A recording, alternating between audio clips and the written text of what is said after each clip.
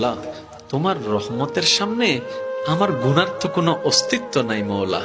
আমার গুনাহ না হয় পাহাড় পরিমাণ হবে, বেশি থেকে বেশি আসমান পরিমাণ হবে, না হয় পুরা পৃথিবী পরিমাণ হবে। তোমার রহমত তো অগণিত, তোমার রহমত তো অসীম, তোমার রহমত তো আনলিমিটেড। এবার রব্বে করিম বলে, তাহলে ঘাবড়াস কেন, তাহলে মন ছোট করস কেন?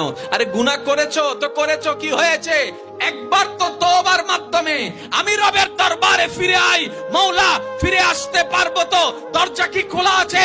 রব্বে করিম বলে, মরণের আগ পর্যন্ত, কিয়ামতের আগ পর্যন্ত, সূর্য পশ্চিম আকাশে ওঠার আগ পর্যন্ত দরজা খোলা আছে, দরজা খোলা আছে, দরজা খোলা আছে। এবার বান্দা বলে, মওলা 24টা ঘন্টার কোন টাইমে আসলে সেই দরজা খোলা পাবো?